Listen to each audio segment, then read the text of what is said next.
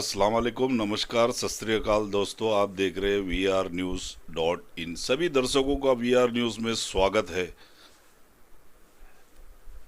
दर्शकों से हमारी अपील है, गुजारिश है कि जिसने अभी तक के हमारे चैनल को सब्सक्राइब नहीं किया है सो प्लीज़ हम विनती करते हैं हमारे चैनल को सब्सक्राइब कीजिए। अगर वीडियो पसंद आए तो उसे शेयर और लाइक ज़रूर कीजिएगा।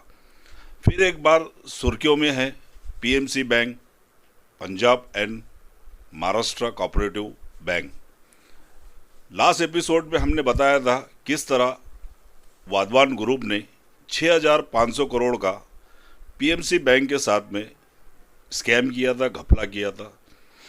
आज और एक नई चर्चा को लेकर के हाजिर है फिर एक बार मोहम्मद नईम शेख जी। आइए उनसे बात करते हैं। VR न्यूज़ में स्वागत है मोहम्मद नईम जी।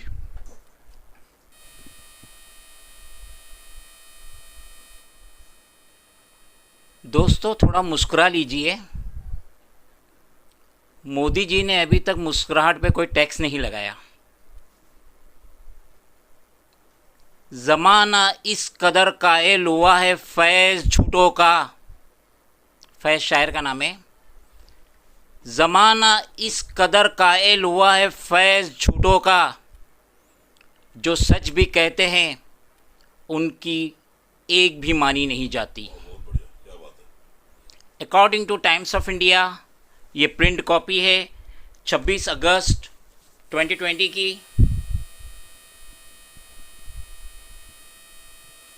इसमें यह बताया गया है कि जो ये PMC बैंक का स्कैम हुआ है 6,500 करोड़ का, एक किशन लाल जी है 82 साल के, वो हॉनेबल फाइनेंस मिनिस्ट्री से दोहार लगा रहे मदद की, और उन्होंने ट्विटर पे एक मैसेज वायरल किया कि मैं मेरी किडनी और आंखें डोनेट करना चाहता हूं, अगर कोई मुझे फाइनेंशियली मदद करे।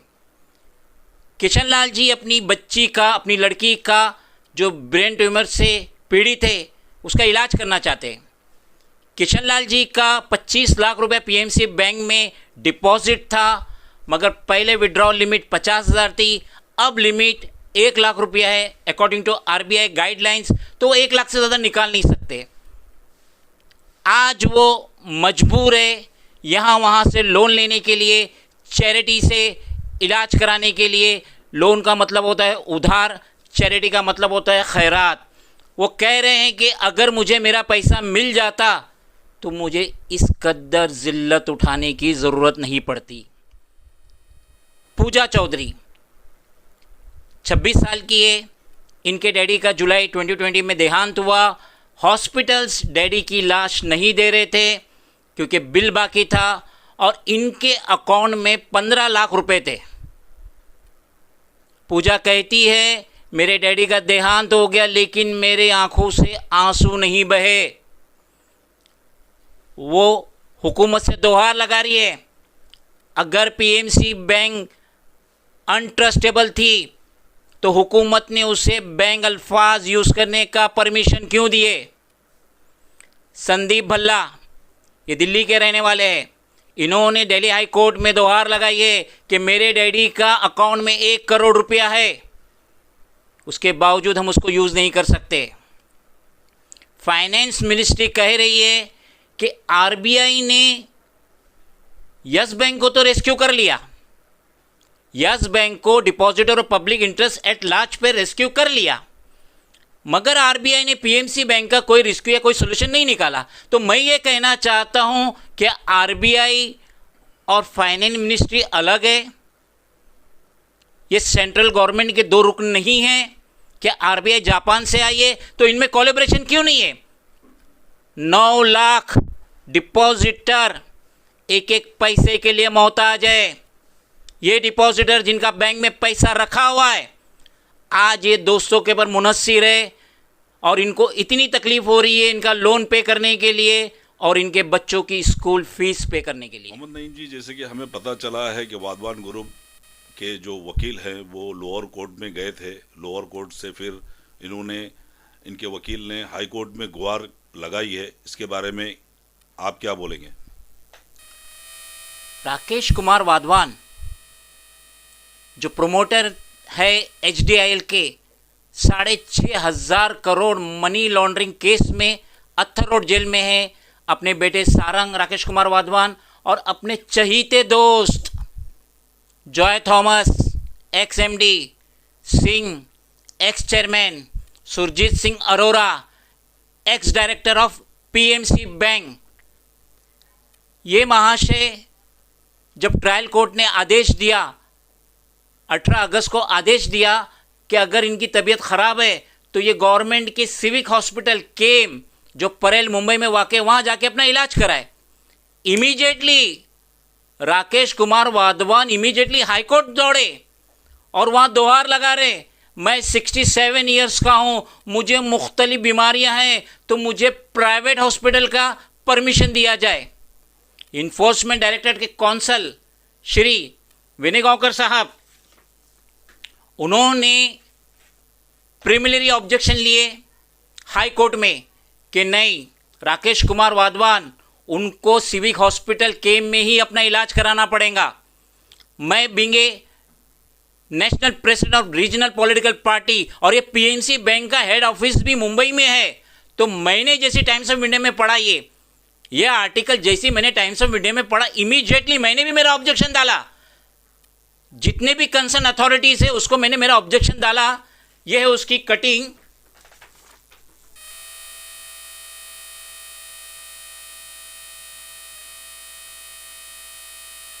मैंने on behalf of 9 lakhs depositor of PMC bank, मैंने उनके बिहाफ में मेरी आवाज़ बुलंद करी कि नहीं, राकेश कुमार वाधवान ये चीटर है, ये अक्यूज्ड है, 6,500 करोड़ का अक्यूज्ड है, इसको VIP ट्रीटमेंट नहीं मिलना चाहिए, ये मुस्तहिक के केम हॉस्पिटल जाए।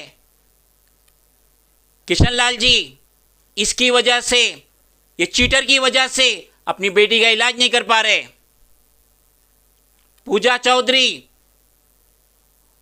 हॉस्पिटल का बिल भरने के लिए उसको कितनी तकलीफ हुई, 15 लाख रुपया बैंक में था।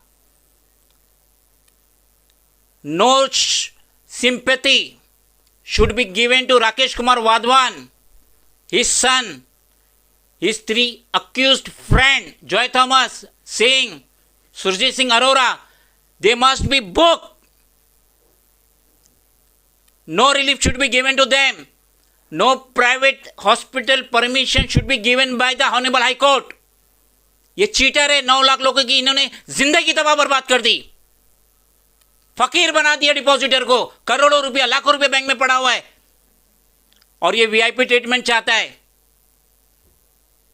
Serious action must be taken against them.